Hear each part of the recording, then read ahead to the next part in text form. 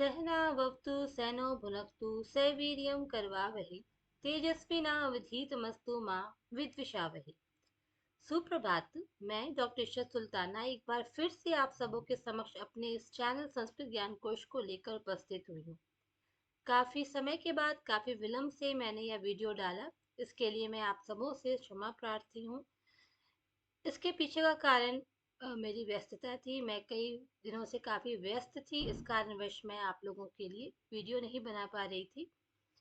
आज का ये जो वीडियो है वो बेसिकली इग्नू के उन स्टूडेंट्स के लिए है जो इग्नू से संस्कृत में एमए कर रहे हैं और जो फर्स्ट ईयर में इनरोल हुए हैं।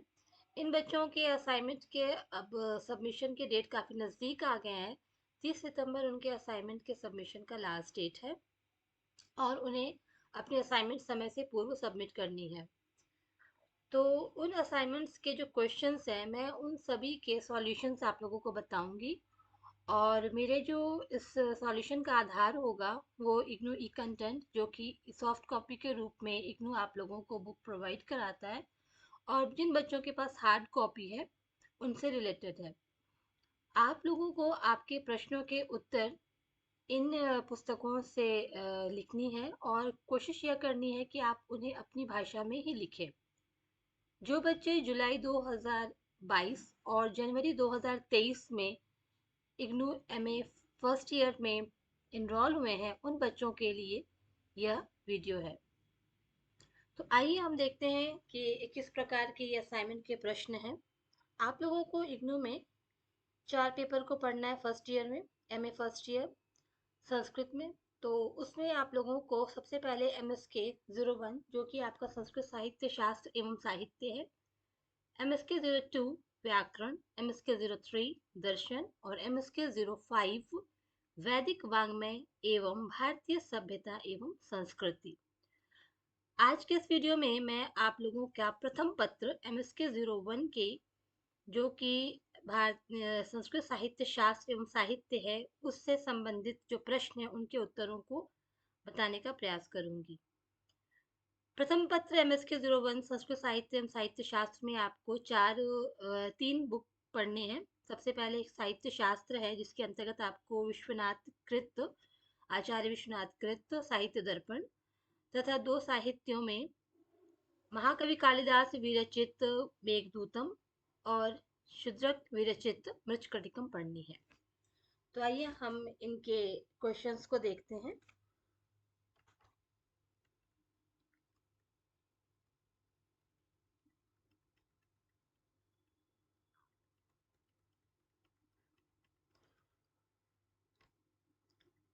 सबसे पहला जो प्रश्न है खंड का उसमें आपको अधोलिखित प्रश्नों में से किसी एक की विस्तृत व्याख्या करनी है। इसके अंतर्गत आपको 2 प्रश्न दिए हुए हैं क में अथवा करके, उनमें से उनकी आपकी विस्तृत व्याख्या करनी है। प्रथम जो है वह मुख्यार्थवादे तद्युक्तो ययोन्यर्था प्रतीयते। इसमें आपको यह बताना है कि इसमें किस चीज के विषय में कवि ने कहा है। यह साहित्य दर्पण से लिया गया है यह प्रश्न और इसके अंतर्गत लक्षणा शक्ति के विषय में बताया गया। जैसा कि आप लोगों ने पढ़ा है कि शब्द शक्तियां 3 प्रकार की होती हैं, अभिधा, लक्षणा एवं व्यंजना। तो उसी लक्षणा शक्ति की जो विवेचना है उस पर उन्होंने किया है। इसके जो उत्तर हैं वो आपको MSK 01 खंड 2 साहित्य शास्त्र के साहित्य दर्पण भाग 1 इकाई संख्या 7 7.3.4 लक्षणा शक्ति के निरूपण में मिलेंगे। यहाँ एक बात और ध्यान देने की है कि मैंने इन प्रश्नों के उत्तर आपकी ही पुस्तक इग्नू विज्ञान कोश जो कि ई बुक है और जो आपको हार्ड कॉपीज मिली है उन बुक्स की, उन्हीं से मैंने लिया है।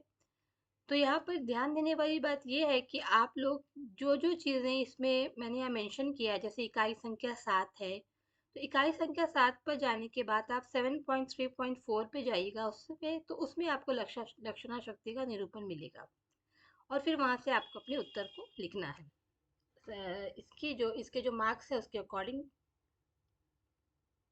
उसके बाद दूसरा जो प्रश्न है इसमें अथवा करके अस्य ग्रंथस्य, इस प्रश्न में आप लोगों को जो साहित्य दर्पण में आचार्य विश्वनाथ ने काव्य का प्रयोजन बताया है उसके विषय में लिखनी है। तो इसके जो उत्तर हैं वो आपको MSK 01 खंड 2 साहित्य शास्त्र साहित्य दर्पण भाग 1 इकाई संख्या 6 के 6.2.1 साहित्य दर्पण के अनुसार काव्य का प्रयोजन, इसमें ये प्रश्न मिलेंगे। यहाँ एक बात ध्यान देने लायक है कि इसमें प्रश्न का में खंड का के प्रश्न संख्या 1 में आपको 2 प्रश्न दिए हुए हैं, इनमें से केवल एक को करना है अथवा करके। तो क्योंकि बहुत सारे स्टूडेंट ये करते हैं कि सारे प्रश्नों को वो कर दिया करते हैं, तो इससे तो आपके समय की बर्बादी होती ही है और ये आपके जो असाइनमेंट में दिए हुए हैं उसके भी अकॉर्डिंग नहीं होते। तो क्या आप कृपया पहले प्रश्न को ध्यान से पढ़ें और उसके बाद ही आप अपने उत्तर दें। प्रश्न संख्या 2 में देखें, अधोलिखित श्लोकों में से किन्हीं दो की सप्रसंग व्याख्या करें। इसमें 4 श्लोक दिए हुए हैं और यह सारे के सारे महाकवि कालिदास विरचित मेघदूतम से लिए गए हैं। ये 4 श्लोक दिए गए हैं, इनमें से केवल आपको 2 श्लोक ही करने हैं, लेकिन मैं इन चारों श्लोकों के उत्तर आप लोगों को इस वीडियो में बताने का प्रयास करूंगी। इसका जो प्रथम प्रश्न है, कश्चित कांता विरह गुरुणा स्वाधिकारात प्रमत्तः शापेनास्तं गमित महिमा वर्ष भोगयेन भर्तु। यह जो श्लोक है यह महाकवि कालिदास विरचित मेघदूत के पूर्व मेघ से ली गई है और यह एक मंगलाचरण है, यह एक वस्तु निर्देशात्मक मंगलाचरण है।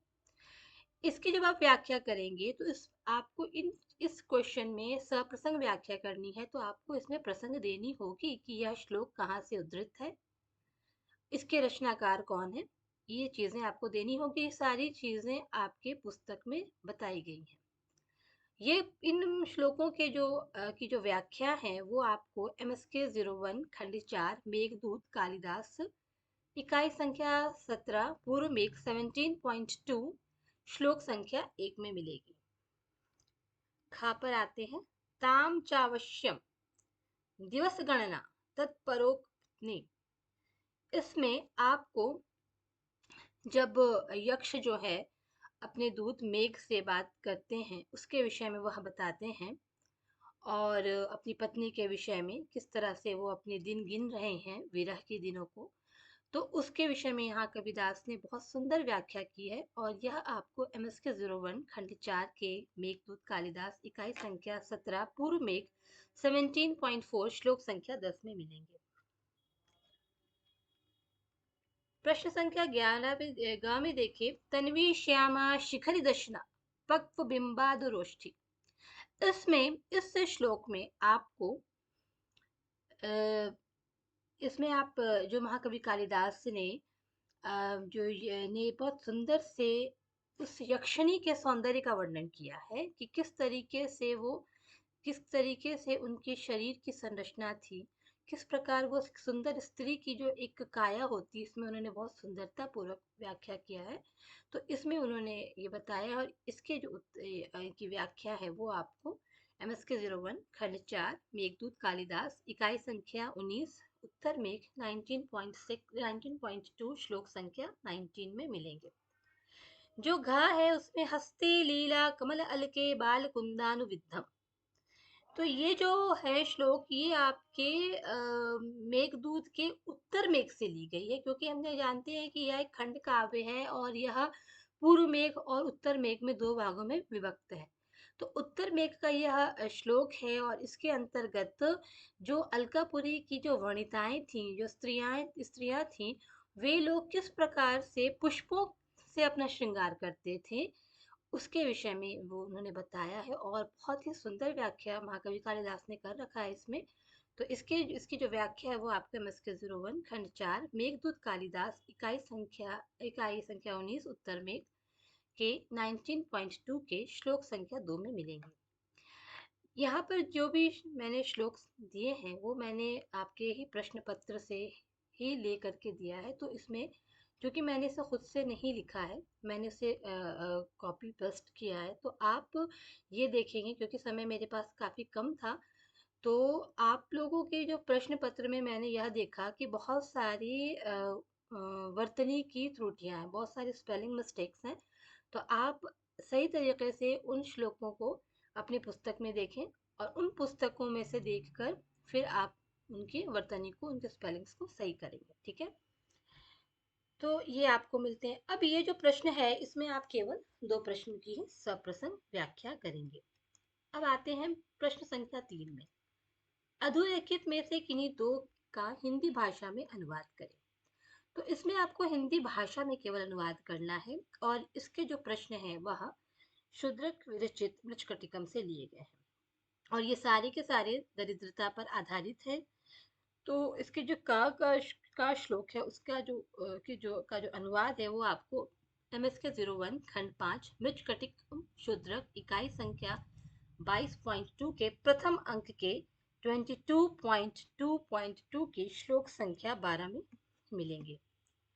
ख खा के उत्तर खा में भी दरिद्रता पर ही आधारित है और इस पर उन्होंने MSK 01 खंड 5 मृच्छकटिकम शूद्रक इकाई संख्या 22.2 प्रथम अंक 22.2.2 श्लोक संख्या 48 में आपको ये मिलेंगे। उसी प्रकार गा श्लोक की जो अनुवाद है वो आपको MSK 01 खंड 5 मृच्छकटिकम इकाई संख्या 23.2 तृतीय अंक 23.2.2 की श्लोक संख्या 11 में मिलेंगी। घा जो है वो आपको वेगम करोति, यह जो श्लोक है इसकी जो व्याख्या, इसका जो अनुवाद है वो आपको MSK 01 खंड 5 मृच्छकटिकम शूद्रक इकाई 24.2 पंचम अंक 23.2.2 श्लोक संख्या 8 में आपको इसके मिलेंगे। यहाँ पर फिर एक बात ध्यान देने लायक है कि इसमें 4 श्लोक दिए हुए हैं मृच्छकटिकम के, लेकिन आपको केवल और केवल 2 श्लोकों को ही बताना है। मैंने ये सारे श्लोक आप लोगों को दे रखा है ताकि आपको जिसमें सहूलत हो आप उन प्रश्नों के उत्तर करें। खंड खा में प्रश्न उत्तर है जिसको आपको लिखना है और ये आपके बुक में दिए हुए हैं, लेकिन आप प्रयास यह करें कि आप इनके उत्तर को अपनी भाषा में लिखें। ठीक है, तो सबसे पहला प्रश्न जो है यह इसमें इस खंड खा में 2, 3, 4, 5 ये 4 प्रश्न आपके पूछे गए हैं और इन चारों में से केवल आपको 2 के ही उत्तर देने हैं। तो सबसे पहला प्रश्न जो है उपमा कालिदास से इस सूक्ति की विस्तृत व्याख्या कीजिए। तो इसमें आपको जो उपमा कालिदास से जो महाकवि कालिदास को के विषय में जो कहा जाता है उनके वैशिष्ट्य की, उनके काव्य रचना के वैशिष्ट्य पर आधारित यह प्रश्न है और इसको आपको थोड़ा अपने तरीके से अपनी भाषा में और सुंदर तरीके से बना करके आपको मार्क्स के अकॉर्डिंग लिखना है। तो जो इसमें इसका जो इसकी जो विस्तृत व्याख्या है वो आपको ई ज्ञान कोश खंड 4 मेघदूत इकाई संख्या 16 मेघदूत का वैशिष्ट्य 16.3.2 अलंकार पृष्ठ संख्या 13 और 14। आप यहाँ पे एक चीज देख रहे होंगे कि खंड खा में हमने पृष्ठ संख्या भी बताई है, लेकिन आप लोगों को मैं एक बात बताना चाह रही हूँ कि जो पृष्ठ संख्या है, जो पेज नंबर है, वो आपके इग्नू ई कंटेंट जो सॉफ्ट कॉपी है और जो हार्ड कॉपी बुक फॉर्म में आप लोगों को मिली है उन दोनों में डिफरेंस है। तो जो पृष्ठ संख्या दोनों में एक नहीं है, इसलिए आप पृष्ठ संख्या पर ध्यान ना देते हुए जो हमने इकाई संख्या और इकाई संख्या की जो जैसे आप देख रहे हैं ये प्रश्न संख्या 2 में देखें इकाई 16 16.3.2 इस पर ज्यादा ध्यान दें, पृष्ठ संख्या पे आप ना ध्यान दें। ये ई बुक में आपको मिलेंगे, बुक में पृष्ठ संख्या थोड़े से उनमें थोड़ी सी पृष्ठ संख्याओं में अंतर आ जाता है। तो अगर आप इकाई और 16.3.2 इस तरीके से अगर आप आंसर की तरफ जाएंगे तो आप सही जगह पर उत्तर को पा पाएंगे। ठीक है, उसके बाद जो प्रश्न संख्या 3 है इसमें आपको गद्य काव्य के उद्भव एवं विकास पर प्रकाश डालना है। जैसा कि हम जानते हैं कि काव्य को 3 भागों में विभक्त किया जाता है, गद्य काव्य, पद्य काव्य एवं चंपू काव्य। तो इसमें गद्य काव्य के विषय में उन्होंने पूछा है कि इनका उद्भव, ये कहाँ से इनकी शुरुआत हुई और किस प्रकार से यह विकास होते होते आज हमारे पास विद्यमान है। तो इसकी व्याख्या पूरी आपके बुक में दी गई है और ये आपको खंड 1 संस्कृत साहित्य का इतिहास इकाई 4 गद्य तथा चंपू काव्य 4.2 संस्कृत गद्य काव्य की उत्पत्ति एवं विकास पृष्ठ संख्या 73 और 75 में मिलेंगे। प्रश्न संख्या 4 पर आए। आचार्य विश्वनाथ के काव्य के लक्षण की विस्तृत व्याख्या करें। आचार्य विश्वनाथ ने काव्य का जो लक्षण बताया है अपनी रचना साहित्य दर्पण में, उसकी व्याख्या करनी है। और वो आपको इग्नू ज्ञान कोश की खंड 2 साहित्य शास्त्र साहित्य दर्पण प्रथम द्वितीय तृतीय तथा चतुर्थ परिच्छेद भाग 1 इकाई संख्या 6 काव्य का लक्षण 16.6.3.1 पृष्ठ संख्या 141, इसमें आपको इनकी विस्तृत व्याख्या मिल जाएगी। प्रश्न संख्या 5 पर आए। नायक का लक्षण लिखते हुए उनके भेदों का विस्तार से वर्णन कीजिए। तो साहित्य दर्पण में जो नायक का लक्षण बताया गया उसके विषय में लिखना है। तो यहाँ एक बात ध्यान देने हैं कि बहुत सारे स्टूडेंट ऐसे करते हैं कि केवल उनके भेदों को लिख देते हैं। जैसे नायक के 4 भेद किए गए हैं, धीरोदात, धीरोधत, धीर ललित, धीर प्रशांत, तो केवल इतने को इनकी व्याख्या कर देते। नहीं, इसमें एक और चीज पूछा गया है कि उनके लक्षण, नायक का क्या लक्षण है, इसकी भी व्याख्या करनी है आपको। तो आप इस पर थोड़ा ध्यान देंगे। ये आपको इग्नू ज्ञान कोश खंड 2 साहित्य शास्त्र साहित्य दर्पण प्रथम द्वितीय तृतीय तथा चतुर्थ परिच्छेद भाग 1 इकाई संख्या 9 नायक एवं नायिका के भेद 9.2 पृष्ठ संख्या 254 में ये आपको मिलेंगे। मैं फिर से आप लोगों को स्मरण दिलाती हूँ कि इसमें खंड खा में 4 प्रश्न हैं। प्रश्न संख्या 4, 5, 6 और 2, 3, 4, 5 शायद प्रश्न हैं। इनमें से केवल आप लोगों को 2 प्रश्न ही करने हैं, ठीक है। अब हम आगे के प्रश्न की ओर बढ़ते हैं। प्रश्न संख्या 6 में इसमें आपको किन्हीं 2 पर टिप्पणियां लिखनी है। उसके अंतर्गत भी 4 चीजें दी गई हैं, रामायण चंपू, नांदी, आकाश भाषित और रूपक। इसमें से केवल 2 के विषय में ही आपको लिखनी है। तो सबसे पहला जो रामायण चंपू है उसके जो विषय में जो भी चीजें लिखी गई हैं वो आपको इग्नू ज्ञान कोश खंड 1 संस्कृत साहित्य का इतिहास इकाई संख्या 4 गद्य तथा चंपू काव्य 4.5.4 रामायण चंपू पृष्ठ संख्या 96। दूसरा जो है नांदी, जैसे कि हम जानते हैं कि नांदी पाठ होती है, हम आज जब कोई चीज़ की शुरुआत करते हैं तो हम नांदी करते हैं। उसके विषय में आपको इग्नू ज्ञान कोश खंड 3 साहित्य शास्त्र के साहित्य दर्पण पृष्ठ षष्ठ परिच्छेद भाग 2 इकाई संख्या 12 नाटक के अंग 12.2.1 के नांदी पृष्ठ संख्या 397 में आपको ये मिलेगी। घ में आकाश भाषित है जो कि आपको ई ज्ञान कोश खंड 3 साहित्य शास्त्र साहित्य दर्पण षष्ठ परिच्छेद भाग 2 इकाई संख्या 12 नाटक के अंग 12.2.10 आकाश भाषित पृष्ठ संख्या 415 में मिलेगी। अंतिम घ रूपक है। रूपक के विषय में आपको ई ज्ञान कोश खंड 3 साहित्य शास्त्र साहित्य दर्पण पृष्ठ संख्या भाग 2 षष्ठ परिच्छेद भाग 2 इकाई 11 रूपक एवं उनके दशविध भेद 11.2 रूपक पृष्ठ संख्या 366। इसमें मैं फिर एक बार आपको ये बताती हूँ कि इसमें 4 चीजें दी गई हैं, नांदी, आकाश भाषित, रूपक और रामायण चंपू। इसमें से केवल आपको 2 पर ही टिप्पणी लेखन करनी है। प्रश्न संख्या 6 में देखिए, इसमें आपको किन्हीं 2 का चरित्र चित्रण करना है। जैसा कि हम ये जानते हैं कि इसमें आपको 2 पुस्तकें पढ़नी है, MSK 01 संस्कृत साहित्य शास्त्र साहित्य में एक महाकवि कालिदास दास विरचित मेघदूतम और दूसरा शूद्रक विरचित मृच्छकटिकम। इसमें जो भी पात्र हैं नायक नायिका, उनके विषय में उनके कैरेक्टर को उनके चरित्र पर आपको चरित्र चित्रण करना है। जो सबसे पहला है वो मेघदूत का यक्ष है, जो यह मेघदूत का नायक है और उसके विषय में आपको लिखना है, जिसके आपके विषय में आपको ई ज्ञान कोश खंड 4 मेघदूत इकाई संख्या 16 मेघदूत का वैशिष्ट्य 16.24 मेघदूत के पात्रों का चरित्र चित्रण 16.4.1 यक्ष पृष्ठ संख्या 19 और 20 में मिलेगी। दूसरा वसंत सेना जो खापर है वो आपको मृच्छकटिकम की नायिका के रूप में मिलेंगी, जिसको कि आपको ई ज्ञान कोश खंड 5 मृच्छकटिकम इकाई संख्या 21 शूद्रक और उनका मृच्छकटिकम 21.4 मृच्छकटिकम के प्रमुख पात्रों का चरित्र चित्रण 21.4.2 वसंत सेना पृष्ठ संख्या 159। यहाँ पर आपको उसको करना है।